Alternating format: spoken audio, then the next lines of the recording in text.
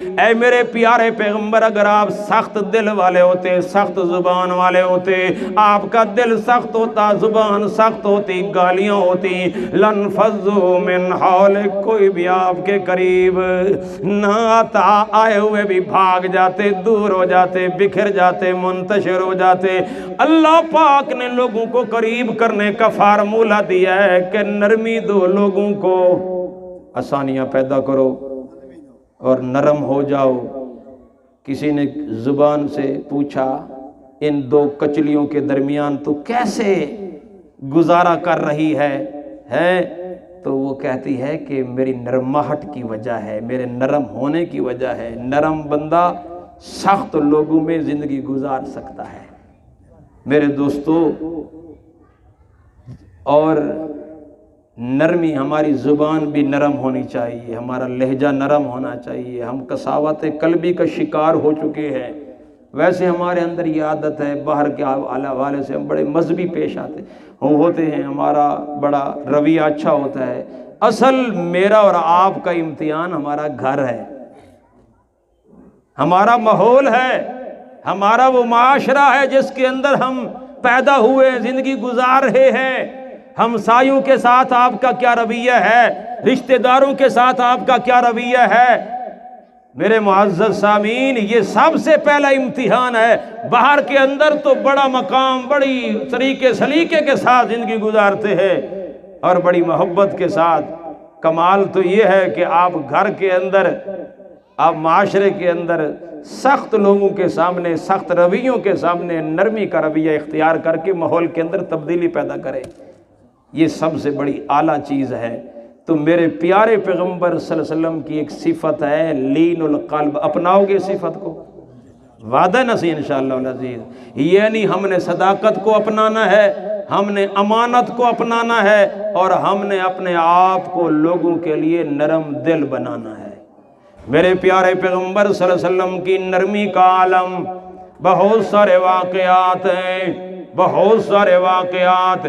ایک واقعہ میرے پیارے پیغمبر جناب محمد صلی اللہ علیہ وسلم کے نرم ہونے کا، اور میرے معزز سامعین نرمی کا بھی واقعہ ہے، اور میرے پیارے پیغمبر کے اخلاق کا بھی یہ واقعہ ہے۔ ایک یہودیہ عورت پیارے پیغمبر جناب محمد صلی اللہ علیہ وسلم کو اظہار ثانی کرنے والی بیمار ہو گئی ہے۔ پیارے پیغمبر اس کی عیادت کے لیے چلے گئے ہیں، اور یاد رکھیے پیارے پیغمبر کے اس اخلاق کو، اس نرمی کو، اس محبت کو دیکھ کر وہ کیا ہو گئی ہے؟ مسلمان ہو گئی ہے۔ ایک لڑکا پیارے پیغمبر کا خادم یہودی تھا، بیمار ہو گیا ہے۔ پیارے پیغمبر صلی اللہ علیہ وسلم اس کے گھر میں بھی چلے گئے اس کی عیادت کے لیے۔ جب آپ اس کے قریب بیٹھے ہوئے تھے میرے پیارے پیغمبر، واقعہ آتا ہے میرے پیارے پیغمبر صلی اللہ علیہ وسلم نے یقیناً اس کے والد سے پوچھا، حال ذکرت فی کتاب کا، کیا تو اپنی کتاب میں کیا تذکرہ پاتا ہے، میرا ذکر پاتا ہے، میری نعت، میری صفتیں کیا اپنی تورات کے اندر پاتا ہے یا نہیں پاتا؟ تو اس نے کہا لا اجدو، لا، اس نے جھوٹ بولا۔ لیکن وہ بیمار بچہ کہنے لگا یا رسول اللہ کذب ابھی، میرا باپ جھوٹ بول رہا ہے، واقعی آپ کا تذکرہ تو تورات میں بھی ہے، انجیل کے اندر بھی موجود ہے۔ بہرحال واقعہ بیان کرنے کا مقصد کیا ہے؟ آپ صلی اللہ علیہ وسلم اپنے جانی دشمنوں کے بھی قریب ہوا کرتے تھے۔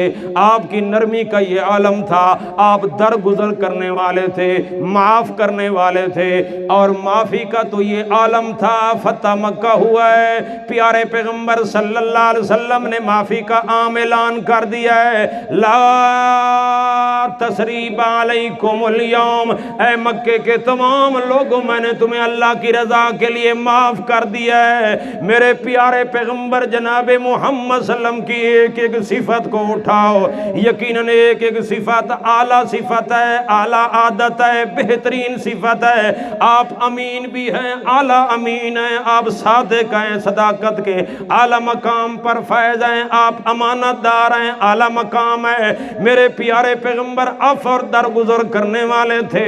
یہ عف اور درگزر والی صفت تو پیارے پیغمبر کی اعلیٰ صفت قرآن بھی بیان کرتا ہے۔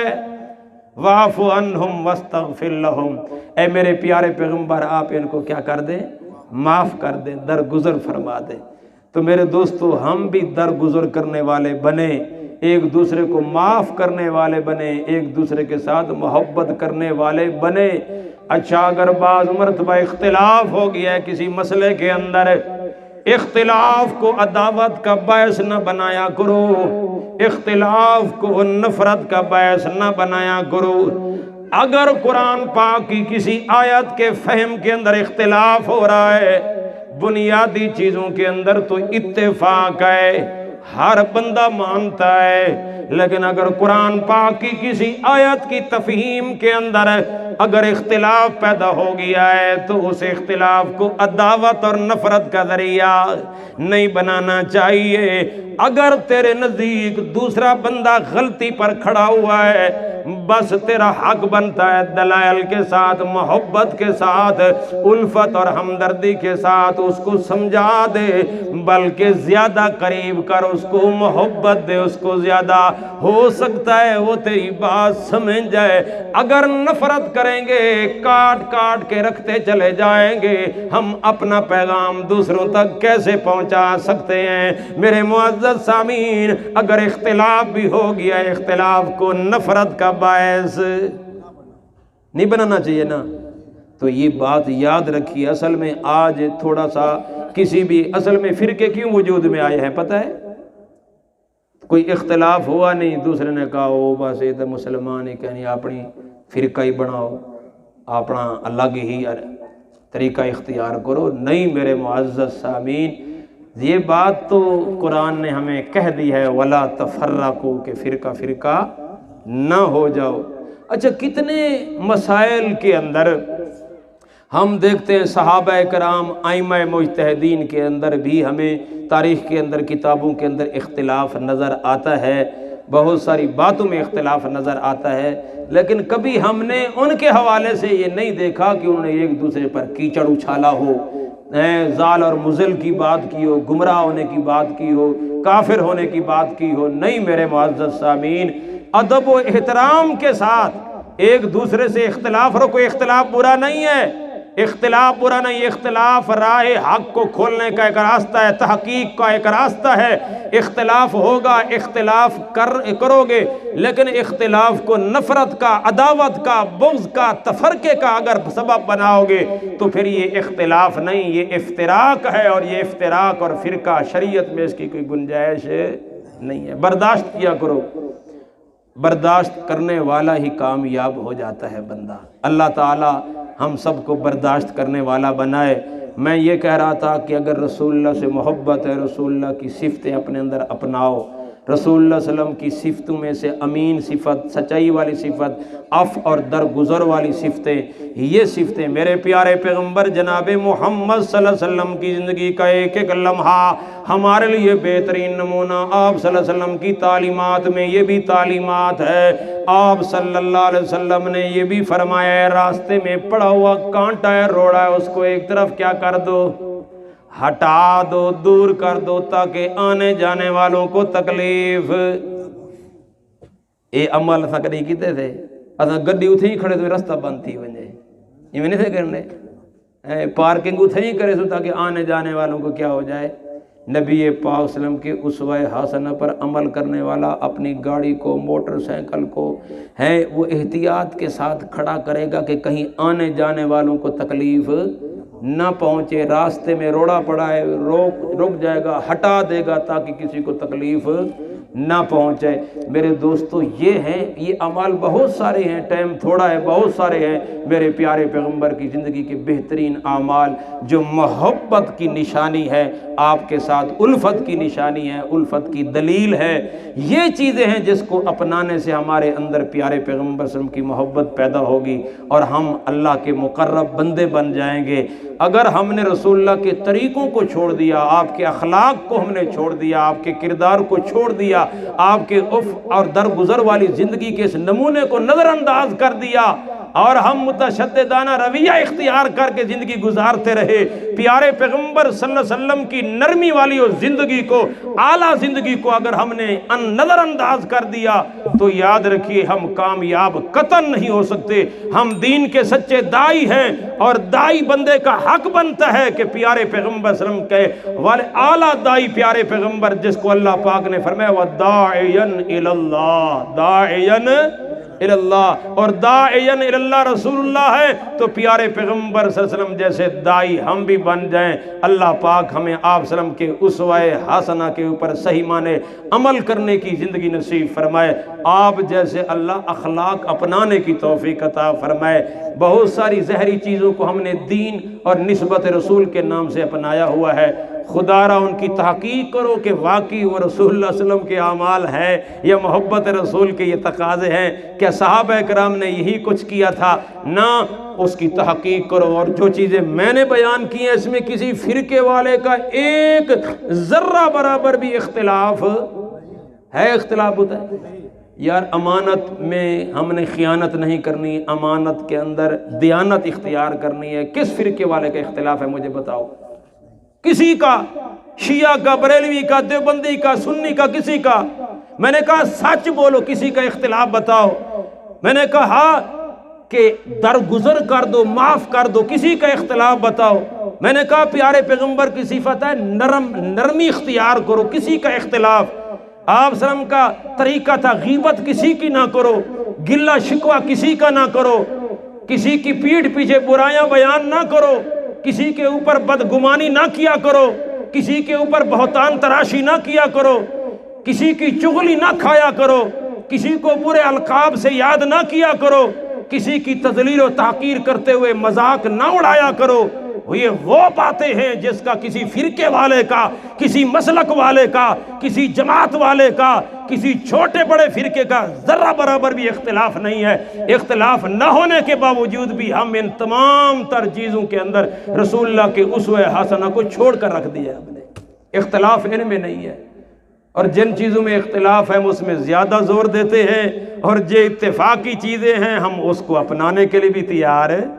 جو کامیابی کا راز ہیں، یہ ہماری کامیابی کا یہ راز ہیں، اللہ کی خوشنودی کا راز ہیں، اللہ کی خوشنودی کے اعمال ہیں یہ میرے معزز سامعین۔ آپ سورہ حجرات پڑھیں، سورہ نور پڑھیں، سورہ احزاب پڑھیں، اللہ کے قرآن کا مطالعہ کریں۔ یہ سارا قرآن میرے پیارے پیغمبر کی سیرت تو بیان ہو رہا ہے۔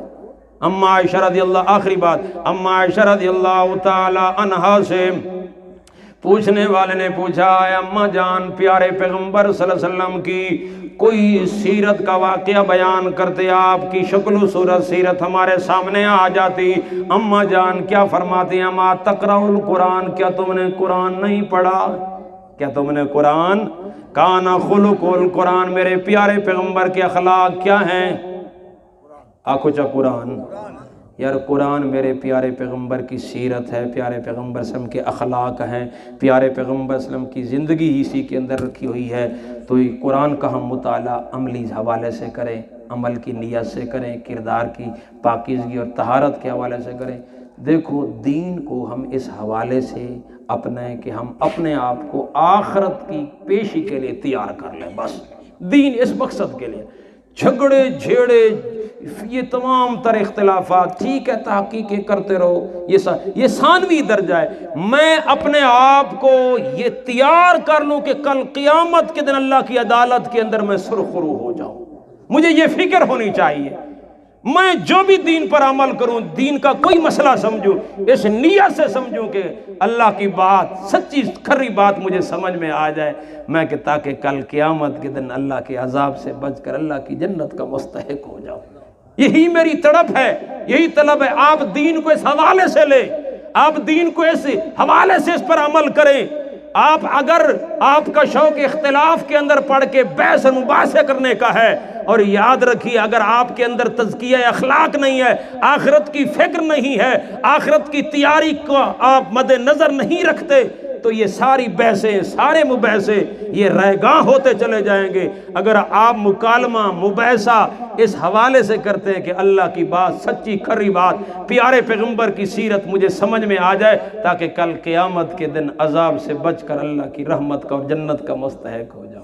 اس نیت سے قرآن کا مطالعہ کریں گے نا انشاءاللہ، سیرت کا مطالعہ اس نیت سے کریں گے، اللہ ہمیں انشاءاللہ کامیاب فرما دے گا۔ اللہ ہم سب کو آخرت کی فکر نصیب فرمائے۔ اللہ تبارک و تعالیٰ پیارے پیغمبر جناب محمد صلی اللہ علیہ وسلم کا صحیح معنی اسوہ حسنہ اپنانے کی توفیق عطا فرمائے۔